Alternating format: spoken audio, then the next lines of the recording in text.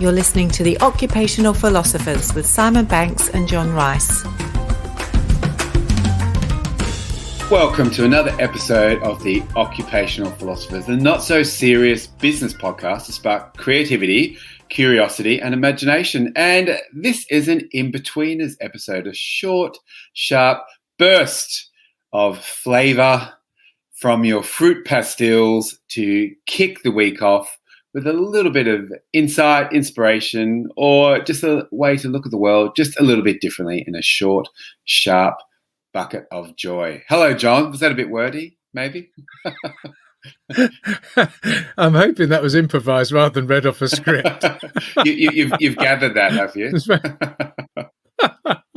I like the way you stumbled from one analogy to another. Yeah. You've painted a fantastic picture there, littered with fruit pastels and whatever else you said. Yeah, the stumbling analogist. That could be. It's the name of a pub just down the road from me. Now, John, what are we thinking for today's Inbetweeners episode? As usual, I can see your brain's been ticking over between catch-ups. It has. I've got slightly more excited by the possibilities of what we could throw into the mix here, particularly when it comes to these short in-betweener episodes. And maybe it's to start to think about things we've actually perhaps tried out with teams or things that we might like to try out with teams. And it could be exercises where they are in the moment curious and creative and imaginative to arrive at some fantastic idea or solve a problem. And then I was thinking about sometimes you need to prime people. You need to, as it were, prime the pump and get people into the right state, which we've been in many events where, we've had those energy levels have not been where we want them to be. And so you think, okay, I've got to warm the audience up here. So I was thinking about trying to break down that idea sometimes when teams come together about, I'm not creative. However that happens where they go, I'm not creative like Tom over there. Tom's creative. He's in the creative department. I'm in the accounts department. And so they put that sort of label on themselves, and it's thinking about ways we can break through that very quickly. So this is the exercise I think you could do with teams, is have everyone in the room pick something they are passionate about, where their enthusiasm is, the things they do when they leave the office, could be at the weekend or, at the end of the day, whatever it is that really fires them up. Because if you follow passion and enthusiasm, that undoubtedly leads to curiosity. So I would say, look, tell us what your passion is. And for 15 minutes, I just want you to think about that hobby that you indulge in and love so much, and think about how would you improve it? How would you just change it? How would you disrupt it? What would make it amazing for you and even better than it is as something you're already passionate about? So as an example, it might be, look, I'm really passionate about golf. And this is good because when you ask someone about their passion, it drives that thought and drives that energy and drives that, you're into it and you start to fire up. So I'm really passionate about golf. Here's what I would change, and I'm not a golfer per se, have hacked around the course. But, okay, here's what I think we need to change. All right, let's change the size of the golf clubs. Make the head on the club a little bit bigger so you can hit the ball further. Let's make it so there's a mini bar on every end of every third round. Maybe not. Let's also make it that the clubhouse becomes more like a cooler place to hang out, or there's a bit more going on. Let's make it that, once a week we do fancy dress, whatever that may be, because all these ideas you've always had, because you're always looking for improvement about something you're passionate about, and then start to roll out. That's exactly it. And I like the idea of a 19th drinking hole after every 6 holes.